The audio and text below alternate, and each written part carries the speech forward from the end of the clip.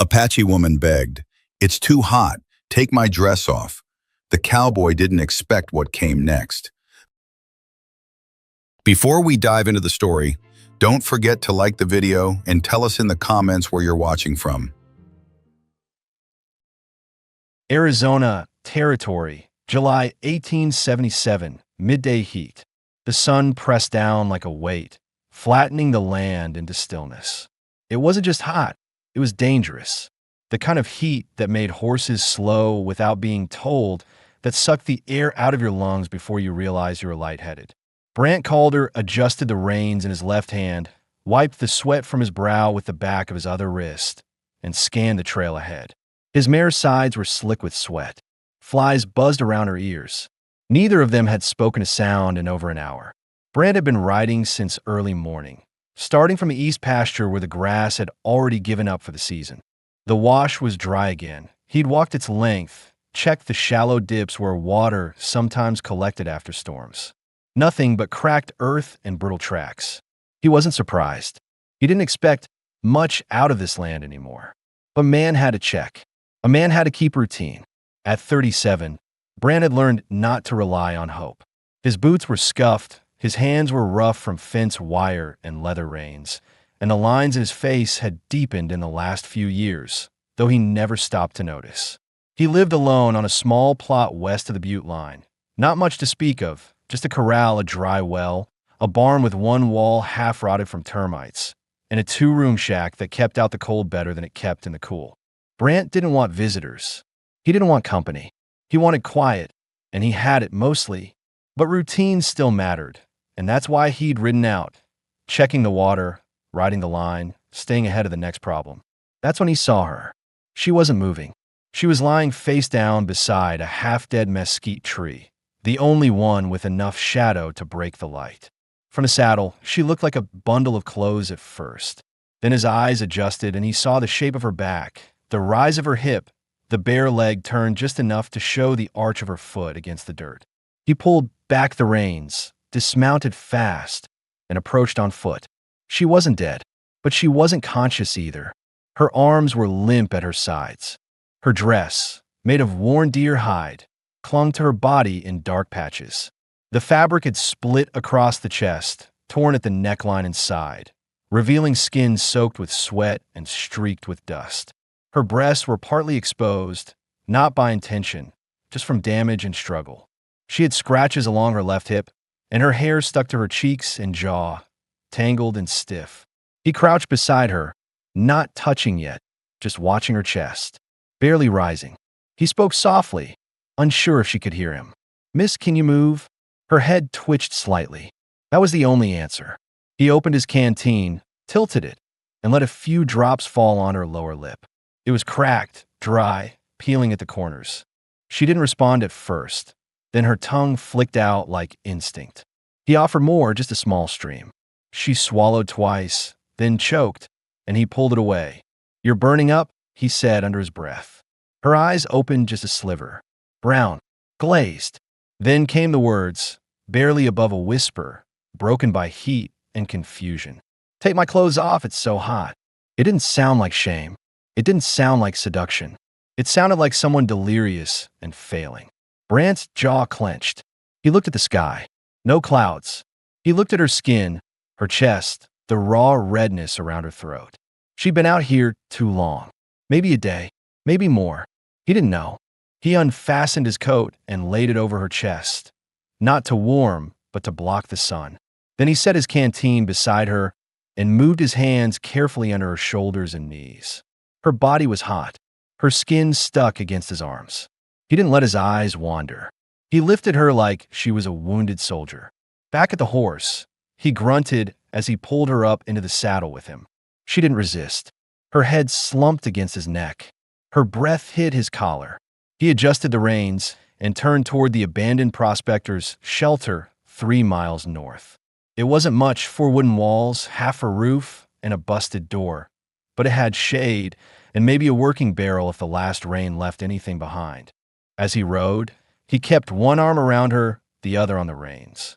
Her curves shifted with each step of the horse. Her torn dress sagged at the chest, revealing the softness of her breast through the open fabric. He tried not to look, but he felt every part of her against him, and it stirred something he didn't like admitting. He didn't know who she was. He didn't know what she'd run from. But she was dying, and he wasn't going to let that happen. When they reached the shelter, he kicked the door open with his boot, stepped inside, and lowered her onto the old cot. It creaked, but held. She didn't wake.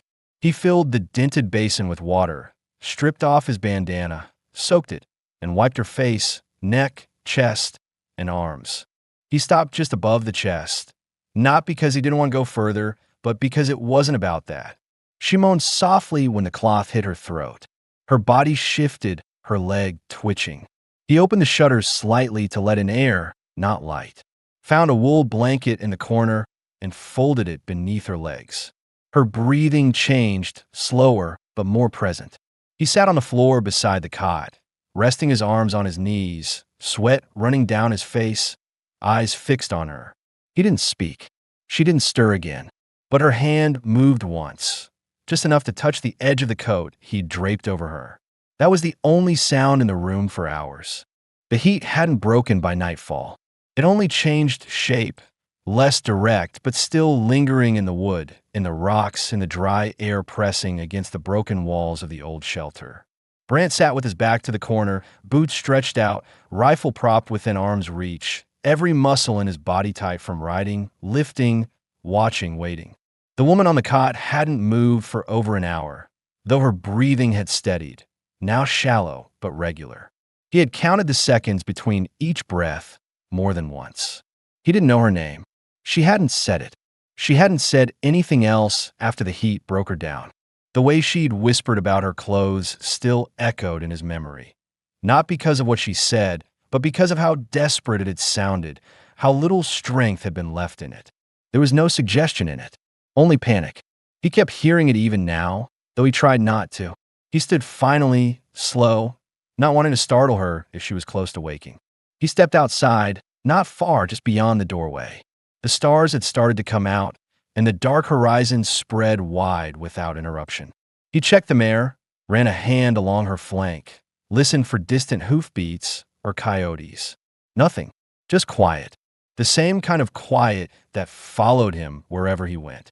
He brought the saddlebag inside, opened the flap, pulled out jerky biscuits, a half-used tin of beans. He wasn't hungry. He hadn't eaten since morning, but his stomach wasn't asking for anything.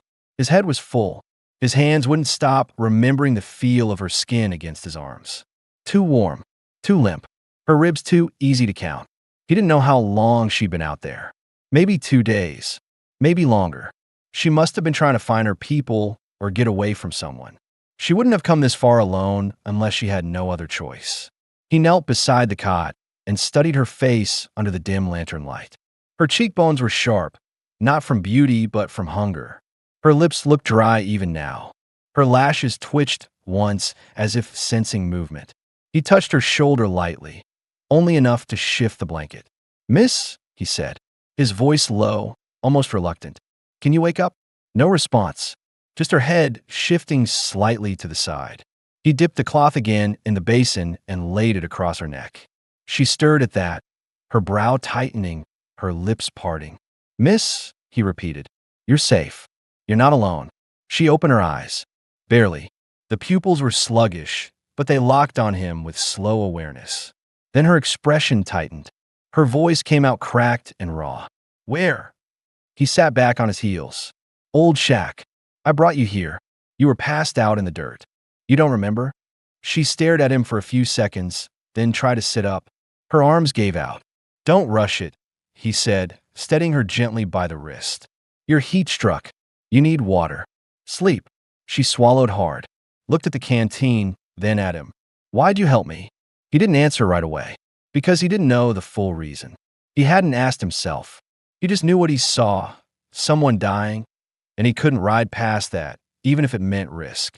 She could have been bait. She could have been a trick, but she wasn't. "You were going to die out there," he said. "Didn't seem right to leave you." Her eyes dropped to the coat covering her chest, then back to him. She adjusted it slightly, cleared her throat, her voice hoarse.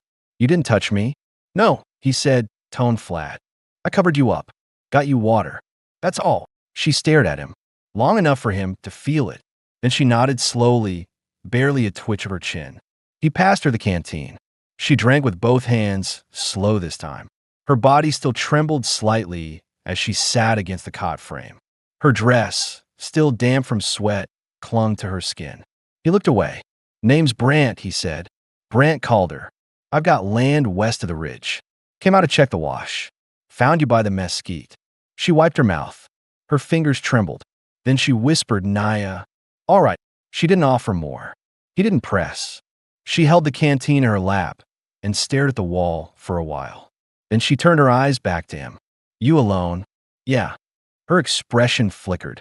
She looked down again. Brant shifted his weight and stood, took 2 steps back toward the door. You can rest here tonight. I'll stay close, make sure nothing comes. In the morning, if you're steady enough, I'll take you wherever you need to go. I don't have anywhere, she said quietly. He didn't move. She looked up again. I got separated. My people crossed the pass. I was with 2 others a fight, dust shots fired. I don't know if they made it. Brant rubbed the back of his neck. You saw soldiers? Didn't stop to look. He nodded. Sat down again. You got family? She shook her head slowly. Someone looking for you? No. He let out a breath and leaned forward, forearms on his knees. Then you stay here tonight.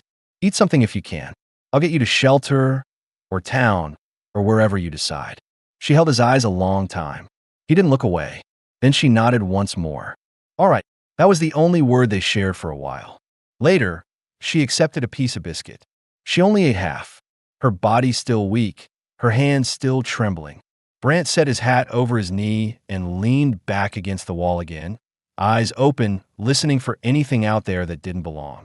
Naya curled into the cot and pulled the coat tight over her chest. She didn't ask for anything else. But just before sleep took her, her voice drifted again. Quiet, uncertain. You could have left me. Brant didn't answer, because that wasn't a question, and he didn't have the kind of words she wanted anyway. He just stayed. The sun had barely crested the horizon when Naya sat up fully for the first time. Her movements were slow, careful, one hand braced against the cot, the other holding the edge of the coat Brant had given her. Her cheeks were hollow, eyes sunken from dehydration, but the clarity in her stare was sharp now.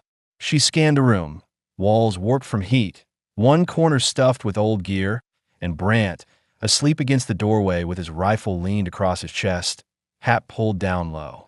She didn't try to wake him. She swung her legs over the side of the cot and planted her feet on the wooden floor.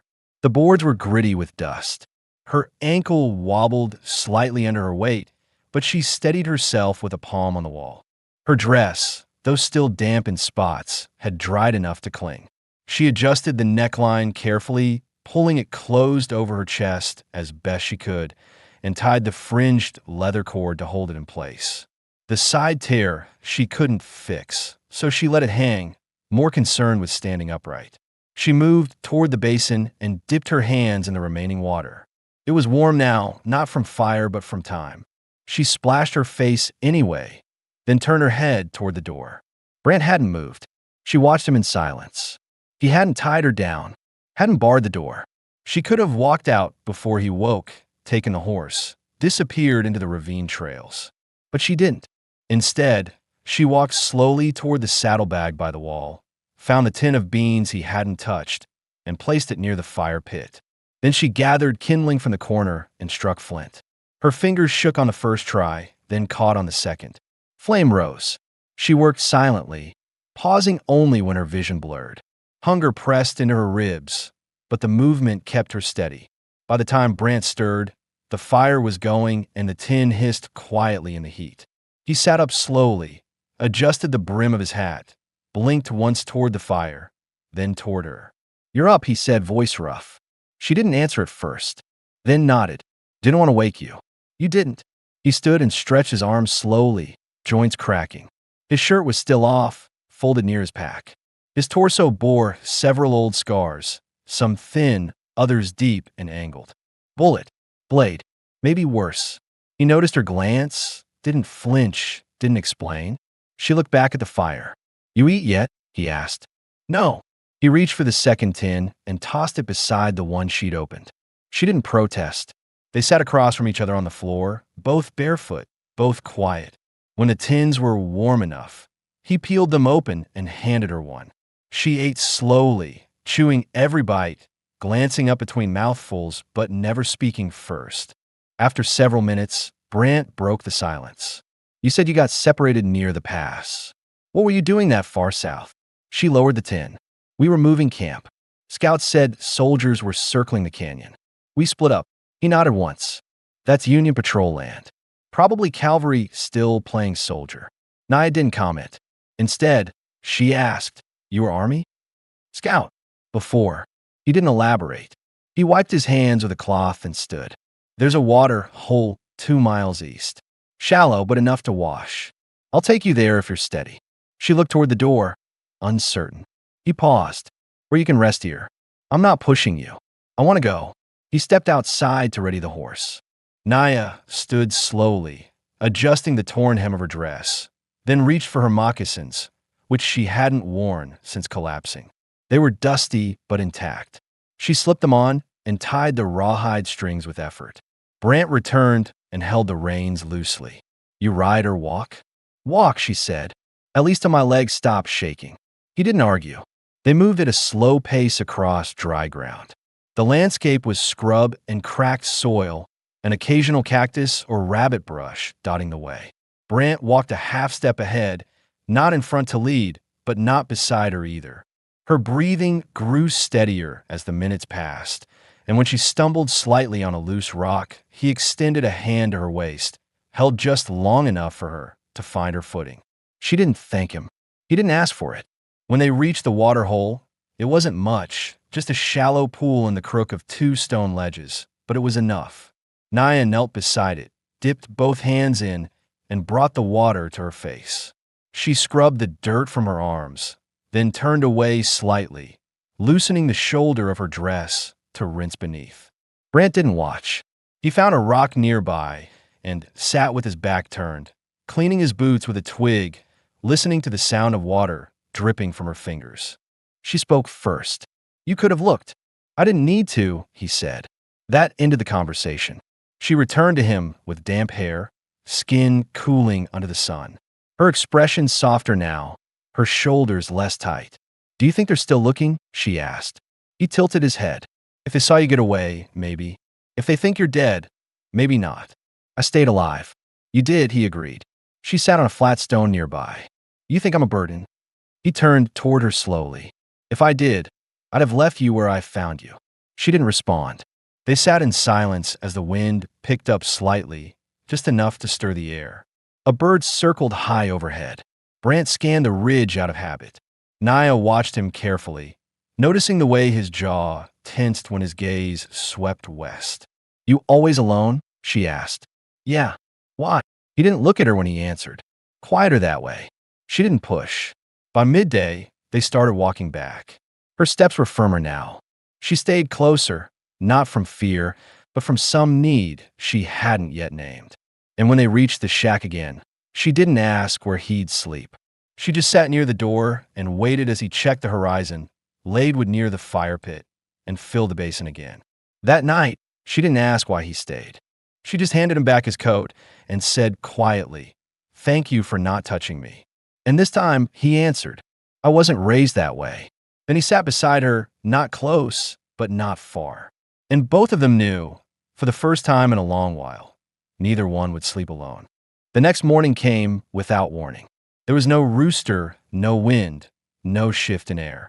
Just light breaking between the crooked wood slats of the shelter, drawing a thin line across the floor until it climbed up Brant's leg. He opened his eyes and sat up slow, spine stiff from sleeping against the wall. His rifle was still in reach. Nia wasn't on the cot anymore. He stood without speaking and scanned the room. The door was open. He stepped out, expecting distance, but she wasn't far. She was sitting on a low stone near the edge of the clearing, facing away from the shack, her back straight, one leg drawn up to her chest. Her dress had dried fully now, though it still bore the tears from the heat and the desert. She had tried to rebind the sides with a leather cord pulled from one of her moccasins, enough to keep her covered without hiding the damage. She didn't turn when she heard him behind her. I heard crows earlier, she said. circling close. He followed her gaze across the dirt basin. Could be a carcass or something else. Or someone, she added. Brant didn't argue. He stood beside her now, hands on his hips, scanning the horizon. We'll ride out soon. The shelter won't hold up if anyone tracks this way. I can ride, she said. I'm not weak anymore. I didn't say you were. She finally looked at him, face half lit by the angled sun. You think they're soldiers? If they are, they'll be sloppy. They never look far off the trail. And if they're not, then we'll see what they want before they get too close. She seemed to accept that. Still, her shoulders didn't ease. Brant studied her a moment longer, then turned back inside and began gathering supplies. She followed without being told, and together they packed what little they had. No words passed between them. Each moved around the other without colliding. Naya rolling the blanket, Brant tying the tins, both of them folding things that barely took up space. He didn't ask where she wanted to go. She didn't ask where he planned to take her. They mounted the mare, Brant in front, Naya seated behind with her arms loosely around his waist. Her touch wasn't hesitant now. It was practical, steadying herself for the ride. They didn't speak as they moved across the wide land. Only the steady sound of hooves against dry soil and the occasional flap of a crow's wings in the air above. By midday, they reached the base of a canyon, narrow, red-walled, the kind used by ranchers and runaways alike. Brant stopped the horse and dismounted. Naya slid down without help. We'll rest here, he said. Let the sun move off that pass before we ride again. She nodded and walked toward the shade under a split boulder, sat down, and took off her moccasins to rub the arches of her feet. Brant let the mare graze, then unhooked his canteen and brought it over to her. She took it, drank, then wiped her mouth with the back of her hand. What happens if they find me? She asked. You mean if the patrol catches up?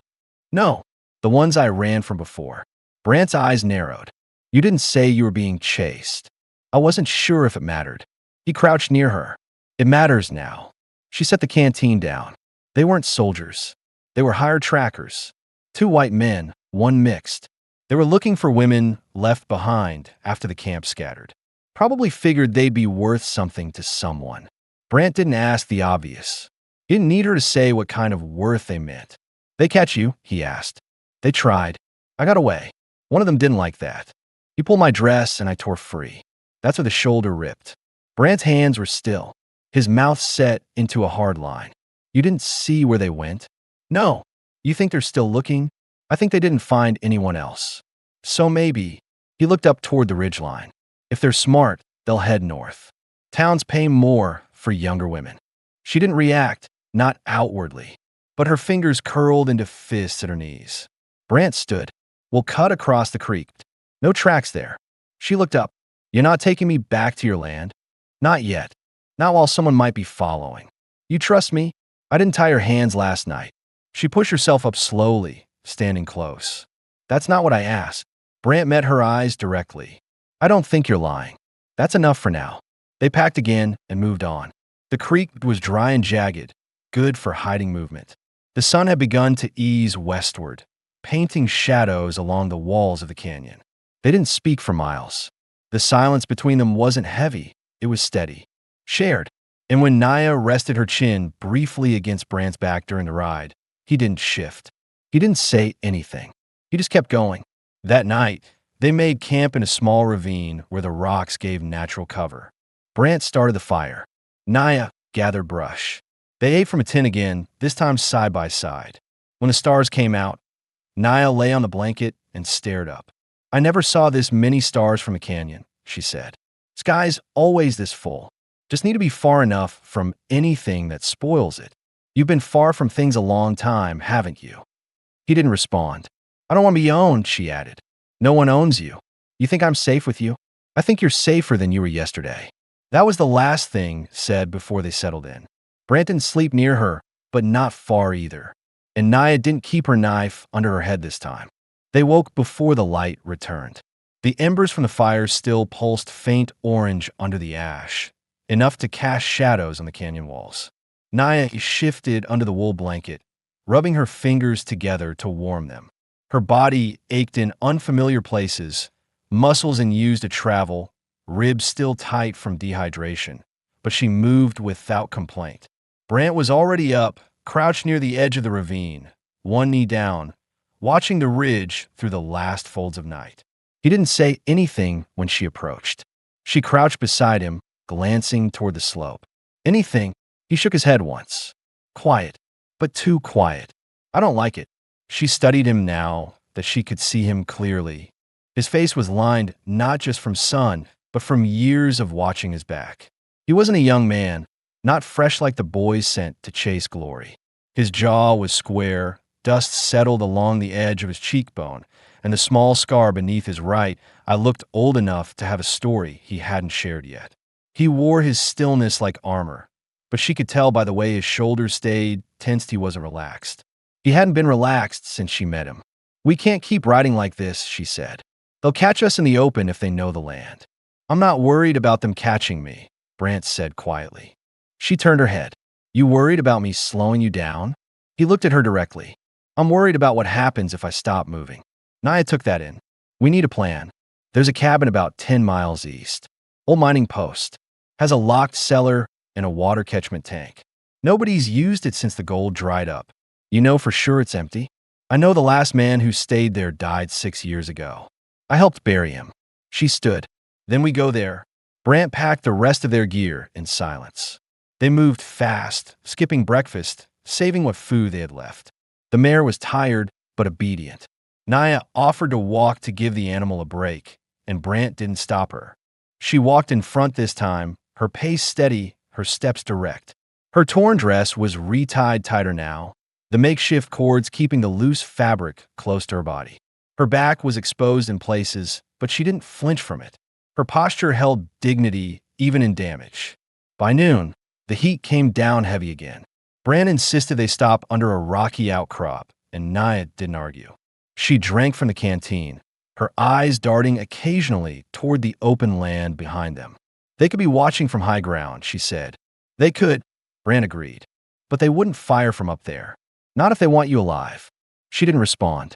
She just pulled her legs up beneath her and sat on the ground, resting her arms on her knees.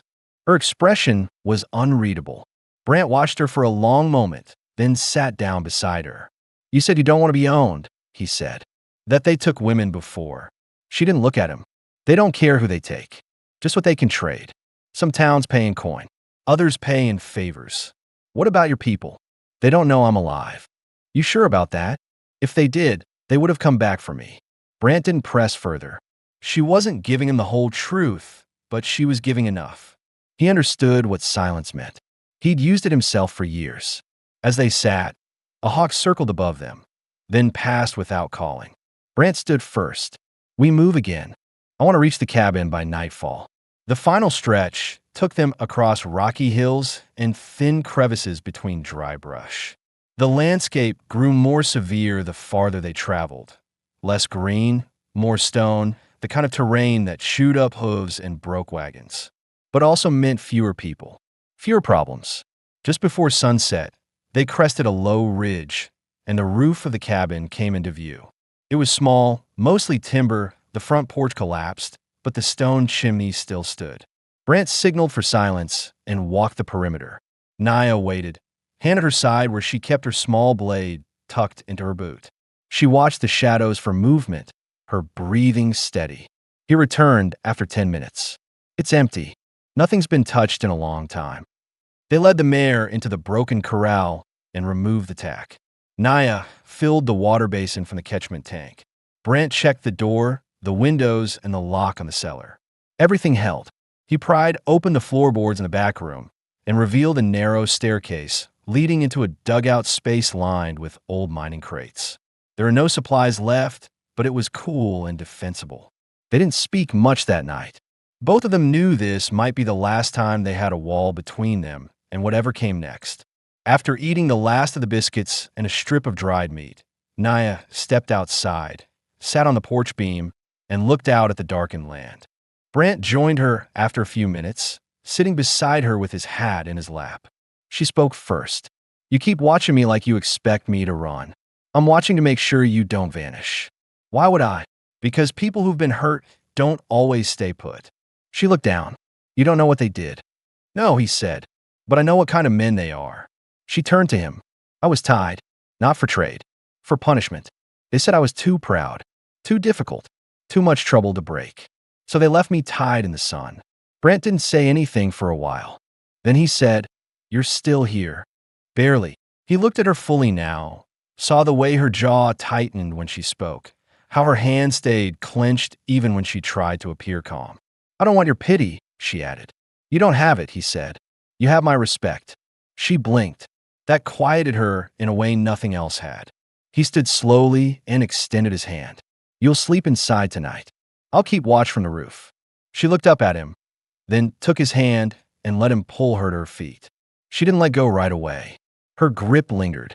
Not romantic, not needy, just sure. Inside, she laid the blanket down on the floor near the fireplace. Brant climbed onto the roof, rifle in hand, eyes fixed on the black horizon. And below him, Naya lay in the dark and whispered something only she could hear. It wasn't a prayer. It was a vow. She wasn't going to be taken again. And if anyone came for her this time, they'd have to go through both of them. The cellar stayed dark even when the sun came up. Brant had rigged a piece of old tarp over the narrow floor, hatched to keep light from giving away their position. He sat on a crate near the stairs with his rifle across his knees, one boot braced against the wall, eyes never quite closing.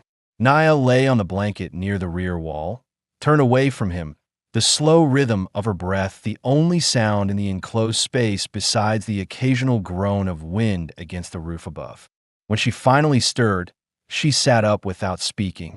Her hair was tangled from sleep, her shoulder bare where the blanket had slipped down. She didn't pull it up right away, didn't look at him for several moments. Then she spoke. "Did you sleep at all?" "Didn't need to." "That mean no." He gave a slight nod. "Didn't want to risk anything." She stood, wrapped the blanket tighter around herself, and walked barefoot across the dirt floor. "You always this careful with people you save?" "No, but you're not most people." She stopped mid-step. "What does that mean?" He stood slowly, brushing dust from his hands. "It means most people don't get left to die and survive anyway. You have a reason to be alive. That makes you dangerous to someone." She absorbed that in silence, then added, "Or lucky." Brant didn't reply. He moved past her and climbed the cellar steps, opening the hatch just wide enough to check the light. The morning was gray. Cloud cover stretched thin across the hills. Less glare, more wind. It would make tracking harder for anyone following them, but not impossible. When he came back down, Naya had changed positions.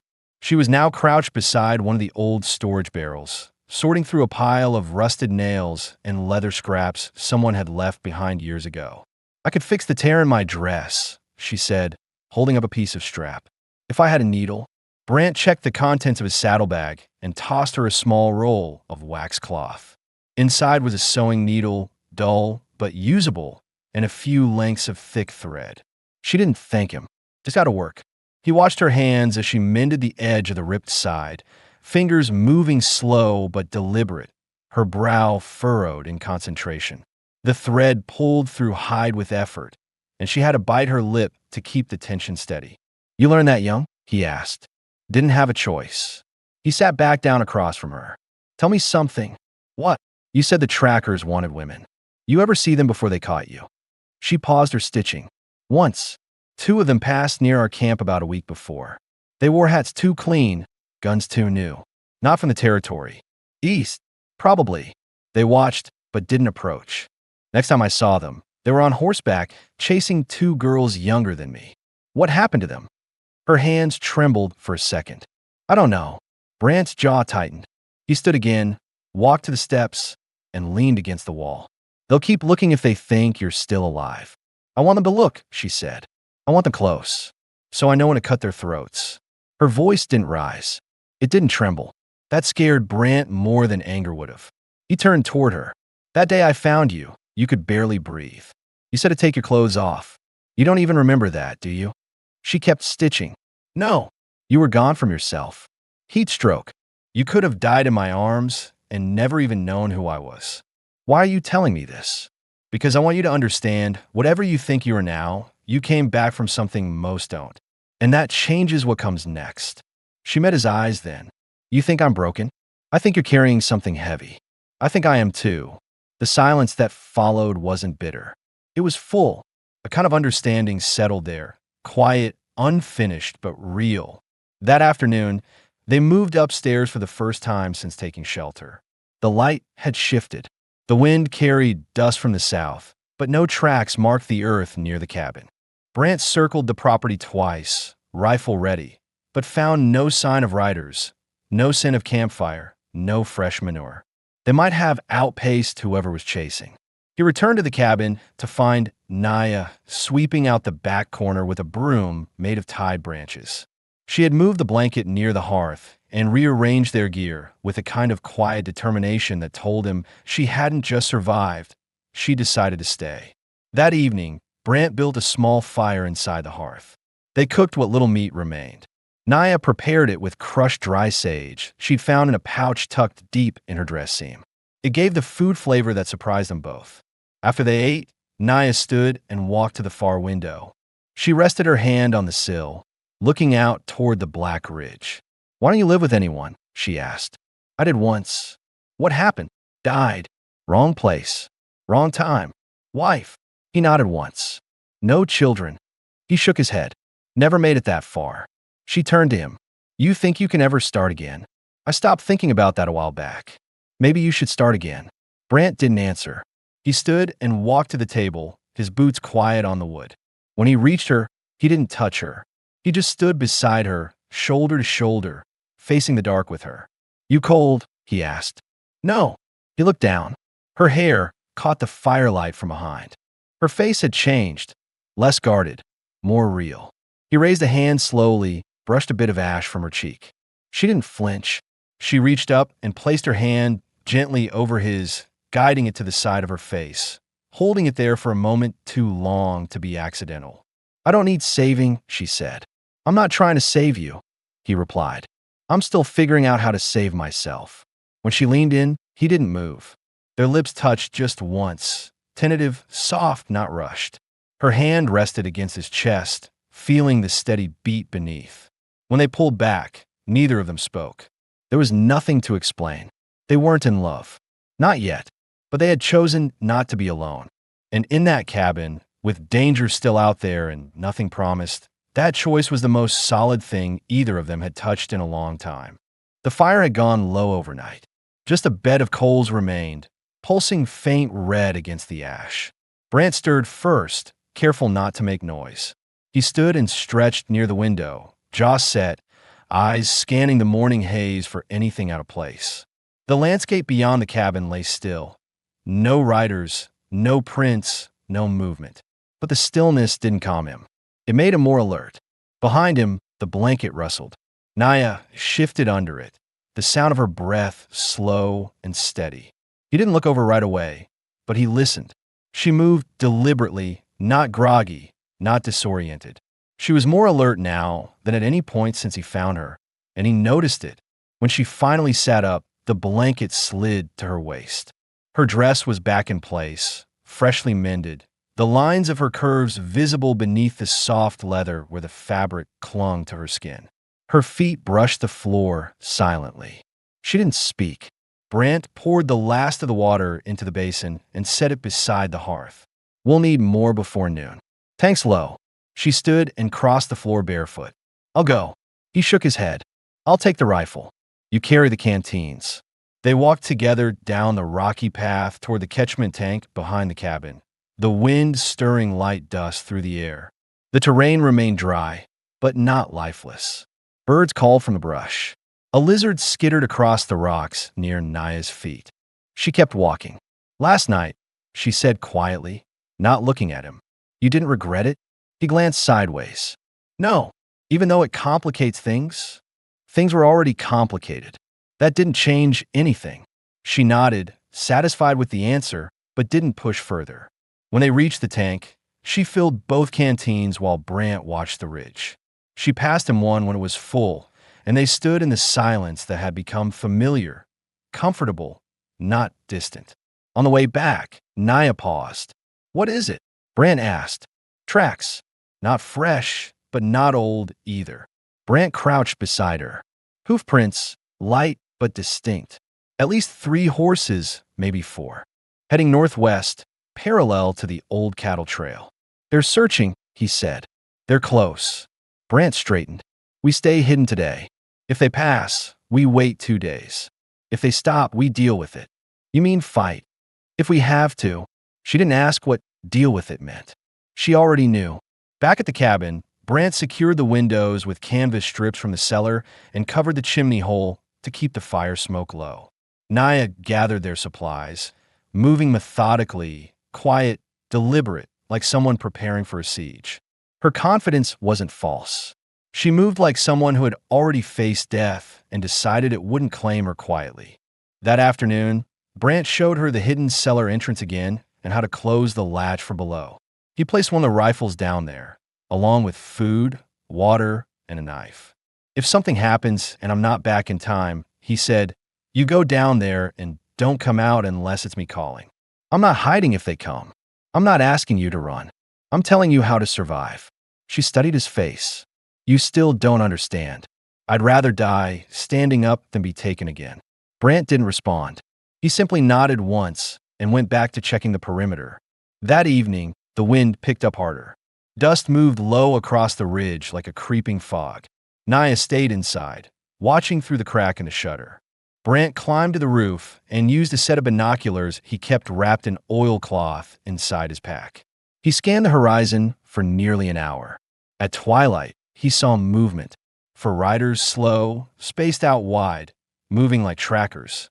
Not locals, not cowhands. One of them dismounted often, checking the ground with his hands. Another rode with a rifle laid across his saddle horn, not cradled, ready. Brant climbed down without a word, re-entered the cabin, and began loading ammunition. Naya stood. They're here. Not yet, but they will be. By morning. Then we don't sleep tonight. He handed her the second rifle. You remember how to use one? She checked the chamber, nodded. I won't miss. Brant laid out the plan in clear, sharp steps. If they came through the front, she'd hold from the west window. If they circled to flank, he'd take the side approach and lead them across the creek. If either of them went down, the other ran. But Naya shook her head. If you go down, I don't run. You don't get to make that choice, he said. Neither do you, she replied. You already chose when you carried me out of the dirt. He didn't argue. They sat together near the fire until the coals turned deep red again. Neither spoke much. There was nothing left to ask, and no comfort in repeating anything already said. At first light, they heard the sound, hooves crunching over loose gravel. Not fast, measured, confident. Brant stood first and looked through the narrow crack between planks. He saw 2 riders holding rifles and a third on foot, scanning the dirt like a wolf with a scent trail. The fourth man, likely the one in charge, stayed farther back, his posture too relaxed for someone innocent. They found us, Brant said. Naya adjusted her grip on the rifle. Let them come. They will. He stepped outside first, rifle low, not raised. He walked forward 10 paces, boots pressing into the dry earth, his hat low, shoulders squared. The lead rider raised a hand. You got something don't belong to you, the man called out. Brant didn't flinch. That's not how I see it. She's tribal. She's marked property. Brant shifted his weight. That woman's not property. Not anymore. And if you try to take her, you won't make it off this ridge. The rider chuckled. You sure you want to die over some redskin trash? Brant didn't answer. Behind him, the door creaked open.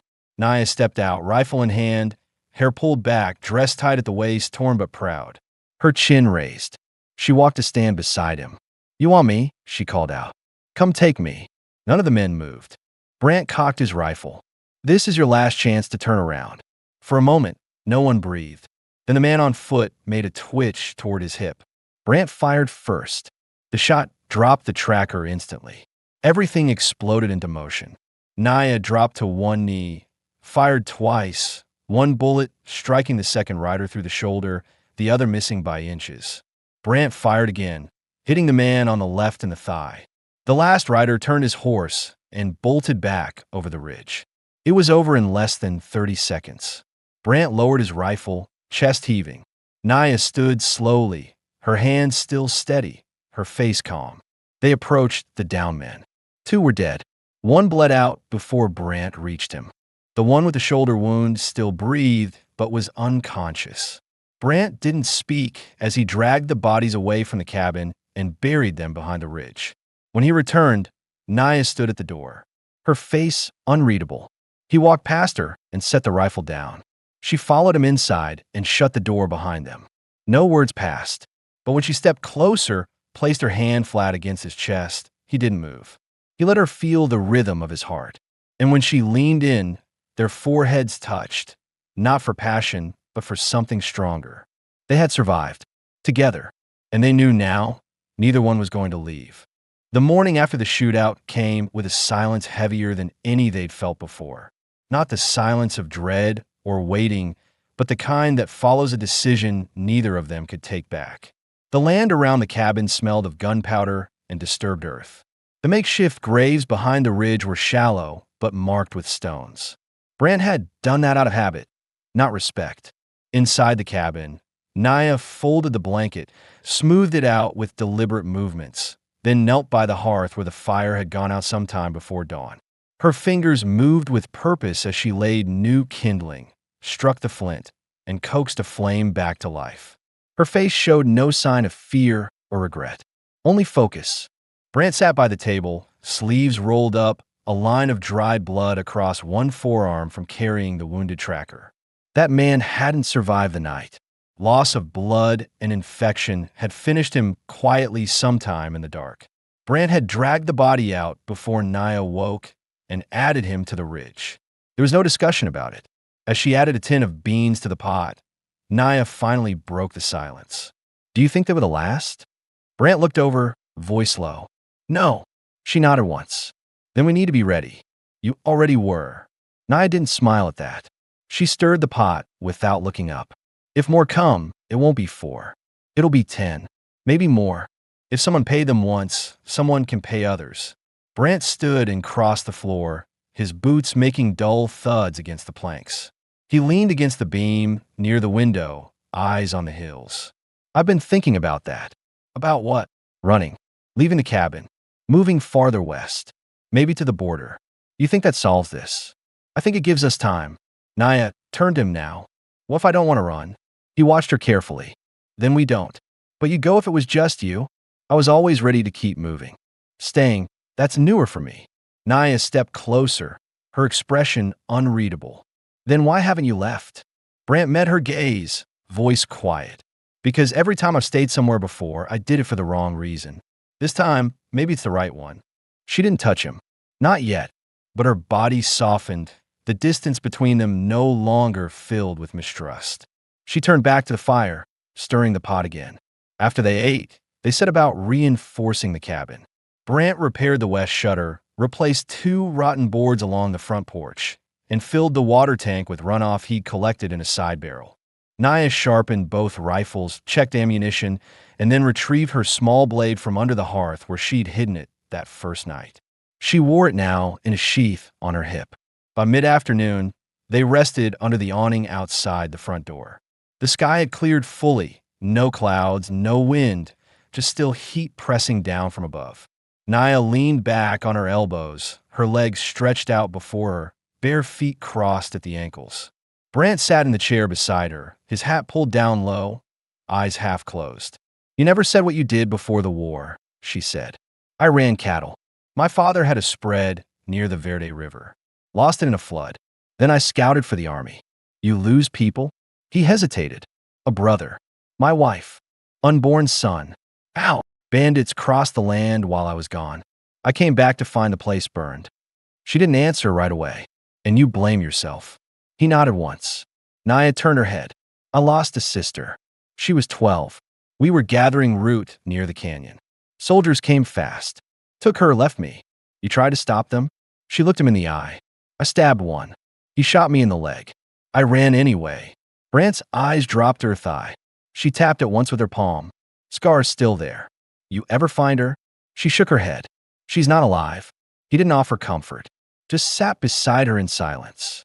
Later, while the heat still pressed, Naya went to wash at the tank. Brant gave her space, stayed inside, and cleaned the rifles again, every part taken apart and checked twice. When she came back, her hair was wet, pulled into a loose braid over one shoulder.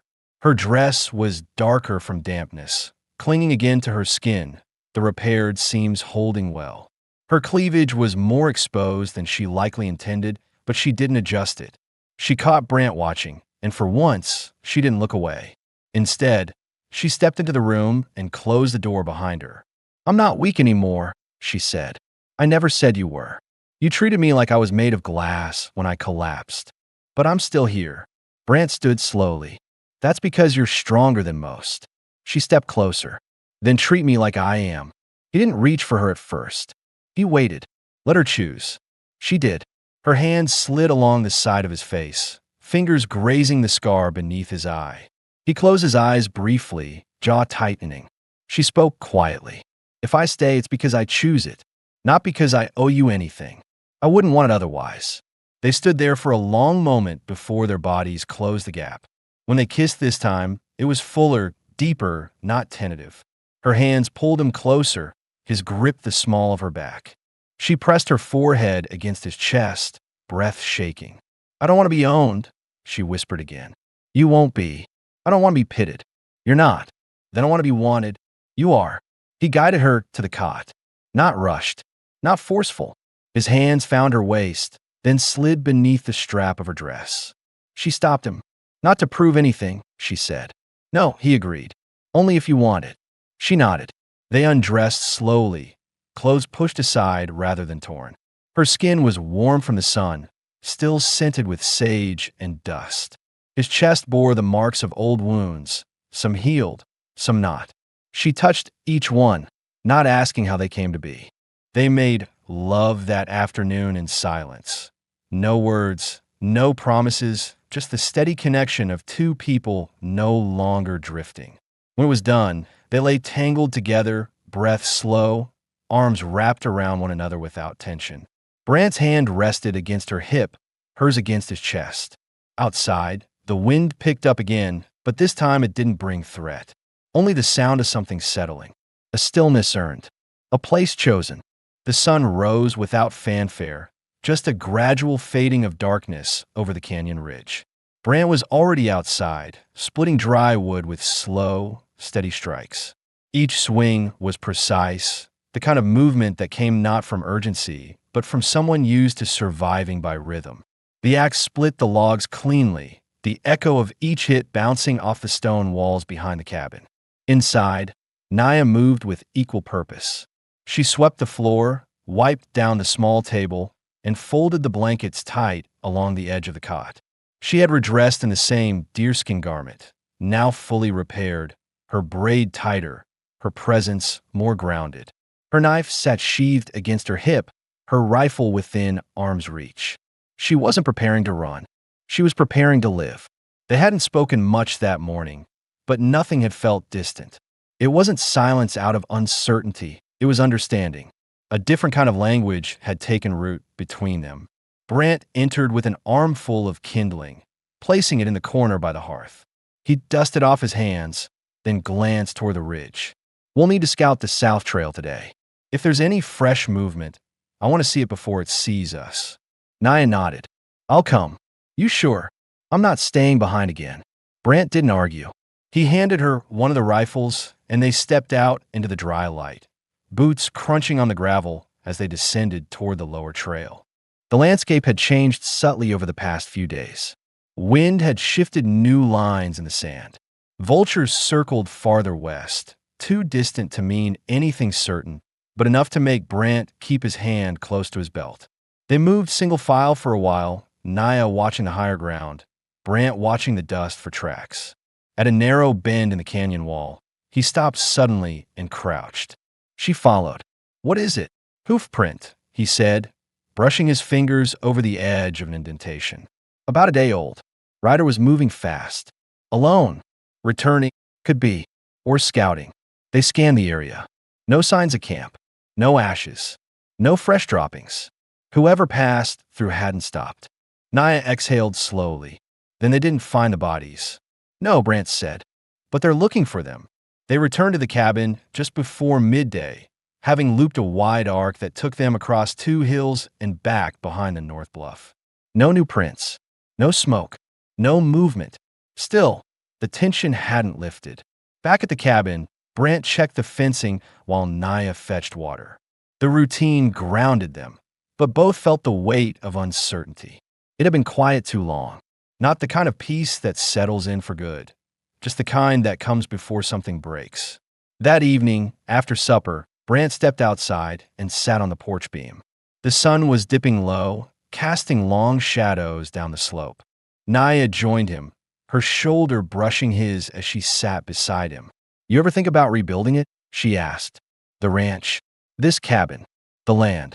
Living here, not just surviving it." He considered it for a moment. "Thought about it last night." She looked over. "What changed?" "You," he said. "Waking up beside you. Hearing you breathe, not just survive. That changed something." She didn't smile, but her voice softened. "I don't want to leave." "Then we don't." Naya leaned into him, her head resting lightly against his shoulder. "We should bury the past somewhere," she said. "Not forget it. Just stop living in it." Brant placed his hand gently over hers. "We can't erase what happened, but maybe we can make something from what's left." That night, they shared the cot without hesitation. No tension, no questions. Their bodies found each other easily, her hands resting against the curve of his jaw, his fingers tracing the line of her back where old scars had begun to fade. They didn't make promises. They didn't have to. At dawn, Brant stood by the window with a tin cup of coffee in his hand, watching the ridge line with a stillness that had nothing to do with fear. Naya wrapped the blanket around herself, stepped up behind him, and rested her chin between his shoulder blades. "You see anything?" she murmured. "No." "Good." He turned toward her, placed the cup aside, and reached for her waist. She let the blanket fall to the floor and stepped into his arms, her body warm from sleep, her breath steady. "Where are we now?" she asked. He brushed his fingers down her arm. "Two people who stayed when we didn't have to." She pressed her forehead to his. "Then let's build something no one can tear down." They spent the next days cutting new planks for the cabin's outer wall, repairing the roof slats, clearing brush from the rear path to make it harder for anyone to circle unseen. They dug a new storage pit behind the barn foundation and reinforced the cellar door with iron nails Brant had stashed years ago and used until now. By the end of the week, the place no longer looked temporary. It looked like it had been claimed. One morning, while Brant hammered the final nail into the west shutter, Naya came out holding a bundle wrapped in linen. Inside was a set of handmade beaded cords, feathers woven into the leather, part of a ceremonial piece from her tribe. "I kept these," she said, "not because of what they meant before, but because I wanted to give them to someone when I was free." She tied one around his wrist. Brant didn't speak, but he didn't look away either. That night, under a sky as wide and still as the day he'd first found her, they stood side by side, arms linked, rifles leaning against the porch post, the wind moving just enough to cool the sweat from their skin. They weren't running. They weren't hiding. And for the first time in years, neither of them felt like ghosts. They had chosen to stay, and nothing would take that from them.